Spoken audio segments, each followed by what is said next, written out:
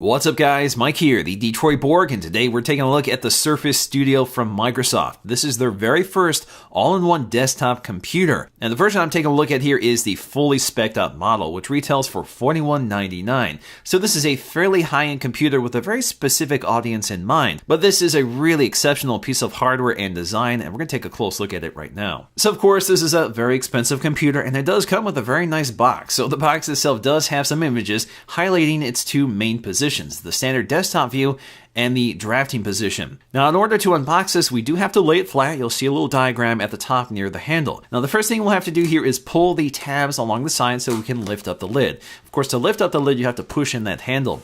Once you lift up the lid, the first thing you'll see here is a lot of styrofoam and the computer itself, which is on this styrofoam pedestal. It looks like a giant tablet wrapped in plastic. Of course, we'll have to move this out of the way, but before we do that, you can see that it actually articulates. So it's in the drafting position when it's shipped, and all you have to do is lift it up out of the way and set it aside and get to the accessories that are also in the box. So we have three boxes to get out of the way. We have the keyboard and the mouse box at the top, so this is a long skinny box. We also have some paperwork which pulls out from the front of the box, and at the bottom of the box we'll find a triangular box that contains the power cable. The power cable itself is very smartly designed. It's actually designed to fit flushly with the back of the computer, so it's not just a standard power cable. The paperwork includes a few pamphlets, including a very glossy pamphlet highlighting some of the uses of the Surface Studio.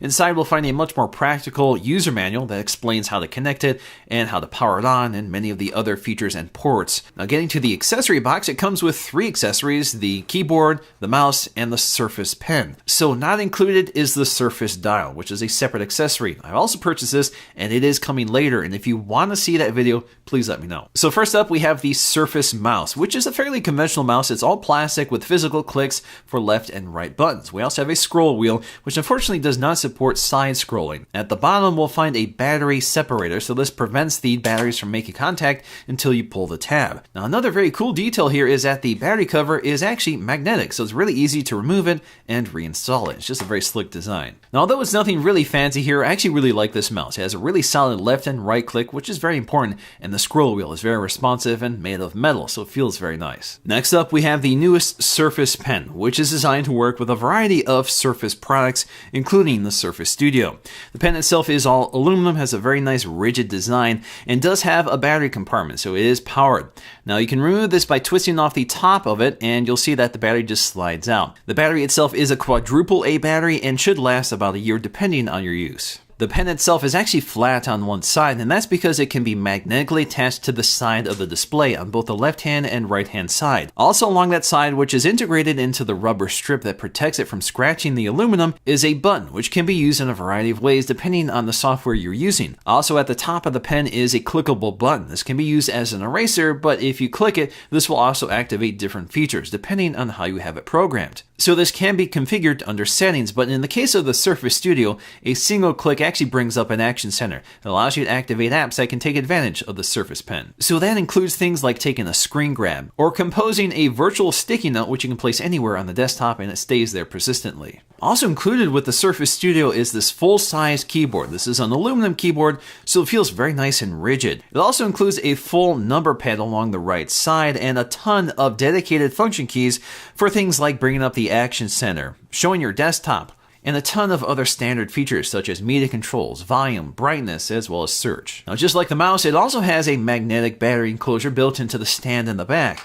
And you can see inside we'll find two AA batteries pre-installed, and if you want to activate it, you just have to pull the tab. Also along the other side, you'll find a Bluetooth pairing button. The keyboard itself does feel a lot like the previous generation of the Apple keyboard, the one before the Magic Keyboard, with a lot more key travel, but it does feel a little more solid and less wobbly. Now, getting back to the computer itself, it is wrapped in lots of plastic, but they do make it very easy to remove. So the first thing I want to do here is remove the styrofoam block that cushioned the computer when it was laying in its drafting position. We also have some plastic covering the chrome along the hinge. This protects it from scratching, and it's very easy to remove.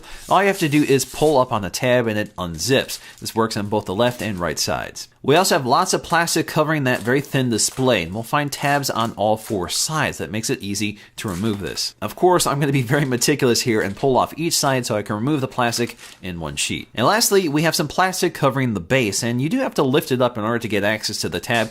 Otherwise, all I have to do is pull up and it pulls off in one sheet. So in terms of design, it's really stunning. It's all aluminum, chrome, and glass. The only plastic you'll find here is on the bottom of the pedestal, which is part of the cooling system. It also allows the computer to be moved around and repositioned without sliding across the table. Now the first thing I'm going to do here is boot it up for the first time, and you'll see that the power controls and the volume keys are along the lower right side, very much like a tablet, so it's kind of unusual to see that here, but it is really easy to access. Now the setup process does include configuring the Windows Hello feature, which allows you to use your face to log into your computer or to make purchases within the Microsoft Store. Now Microsoft spent a lot of time focusing on the display technology here. This is a very unusual display in a number of ways. This is a 28-inch PixelSense display with a 3:2 aspect ratio. The display itself is laminated to the glass, and the panel is very thin at 1.3 millimeters. According to Microsoft, that's the thinnest LCD monitor ever built. The enclosure itself is only 12.5 millimeters thick, so that's edge to edge. The entire back panel is a very thin 12.5 millimeters. So it's really impressive, and it's an aluminum enclosure, so it's nice and rigid and looks fantastic. Of course, this is a full touchscreen, which is also designed to work with the Surface Pen and Microsoft's Entreg technology. Now, this is not a 5K display, so we have a resolution of 4500 by 3000. That is better than 4K. That delivers a 192 pixel density. So that's not quite as sharp as the 5K display on the iMac. It is calibrated to the sRGB color spectrum as well as DCI-P3, and these are all things you can toggle right from the control panel. So you can quickly toggle between these color profiles right on screen, which is very handy, especially for people working with photography or video. And because we have this 3:2 aspect ratio, 28 inches is quite a bit bigger than a widescreen 27-inch monitor. So you have a lot more surface area, and I think it's a great aspect ratio for productivity, especially with this specific application. Now, the signature feature of this computer is that the display can articulate from a standard desktop view all the way down to a 20-degree drafting view, and you have lots of variable in between. And the hinge itself is called a zero gravity hinge, so it's very easy to use, and it's able to maintain a position so it doesn't move when you're interacting with the display. Now obviously the drafting position is really geared towards specific software or specific creative professionals that can take advantage of the sophisticated software that can use the Surface Pen. So like a lot of other modern styluses, the Surface Pen can detect pressure. So of course, if you want a lighter stroke or heavier stroke, all you have to do is lean a little harder on the pen tip. There's also a sketch app that has been included, which is a great way of sort of exploring the capabilities of the hardware here without having to buy some of the more expensive software. So this computer really can keep track of a lot of inputs, from your fingers to the Surface Pen to palm and arm rejection when you're leaning on the display. Now, unlike most all-in-one computers, the base itself actually houses the electronics. So this is what powers the display that it's attached to. So our CPU, the fans, even the speakers are all built into this aluminum enclosure. The enclosure is surrounded by vents. There are 3 fans in here, which are designed to keep it cool and quiet, although it is noticeably audible, especially since it sits right in front of you when you're using the computer. So it's definitely louder than most all-in-one computers I've used, like the iMac, which places all those electronics behind the display and facing away from the user. Now, I wouldn't say it's loud, but it's definitely noticeable and something that's a little disappointing to me as a user. So in terms of specs, this is the top-end model. So that gets me a Core i7 quad-core, which is a 6th generation processor with 32 gigs of DDR4 RAM. We also get NVIDIA's GeForce GTX 980M with 4 gigs of GDDR5 memory. We also get a 2 terabyte hybrid drive, which combines the speed of an SSD with the inexpensive storage of a hard disk drive. So these specs are not terribly impressive for such an expensive computer. In fact, the quad-core is clocked at around 2.7 gigahertz, but we do get a lot of RAM here, which is useful for most of its primary apps. But it's pretty obvious that these specs are mostly designed for the small enclosure, but can keep up with the resolution and the primary software. So in terms of our Geekbench scores, it delivers around 4,400 on the single-core score and almost 14,000 on the multi-core score. In terms of graphics, that comes in at around 86,000. Now that's actually less powerful than the 5K iMac I use for my main production. So if you look at those Geekbench scores, you can see there's a big difference, especially in terms of the single core performance and graphics performance. Now at the back of the base is all of our I/O, and the great thing here is that because it's at the bottom here, it's pretty easy to hide the wires, so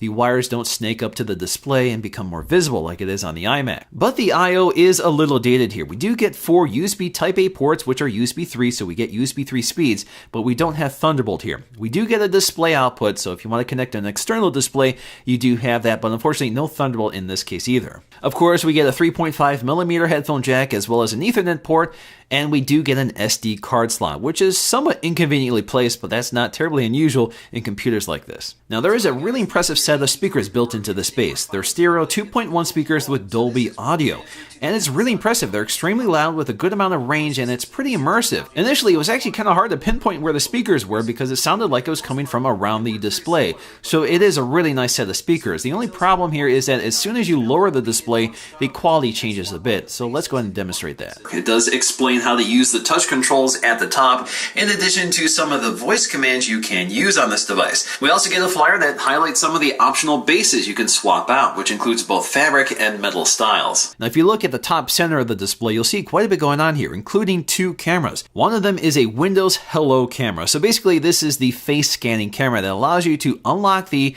computer using your face, and it works pretty reliably. There's also a set of infrared LEDs that light up your face for that feature. There's also a 5 megapixel 1080p front-facing camera, which delivers fantastic quality. It's definitely better than something like the FaceTime HD camera on the iMac. We also get a set of dual microphones, and that's designed to work with the Cortana feature, so you can command your computer from across the room and reliably talk to it. Now this is a feature that's turned off by default, so you'll have to turn this on under Cortana settings. You can also train it to your voice, so not everybody can access this. And unfortunately, it only works if the computer is awake, not when it's sleeping. Now I do a lot of video editing on this computer and it works fantastic, so 4K projects with this large display look great and it seems to be able to keep up with it. It also goes without saying that this definitely is not a gaming computer, although it can keep up with some major new titles. But you'll have to scale back performance and you definitely can't game at the native resolution. But of course, I'm not the primary target for this computer. I really don't have a need for a touchscreen or a digitizer because I'm not that sort of creative professional. So if you can, there's a ton of benefits to having this large screen and this fantastic display technology. But it's also a really nice all-in-one computer. It's got a great touchscreen, a fantastic display with a lot of screen real estate for productivity. It's got a great audio system, but there are a few complaints that I have, and that includes the sound coming from the bass, which is a little too loud. In fact, that means I can't use it in my studio because it makes too much noise for the microphone. It's also a little expensive for a computer with somewhat outdated specs and I/O, so it'd be nice to see these updated next year. But otherwise, if you are a creative professional that needs a touchscreen and a great digitizer, this is a fantastic option and you won't find anything else quite like it. Alright guys, hope you enjoyed this look at the Microsoft Surface Studio. If you did, please give it a thumbs up to let me know, and I'll see you again in the next video.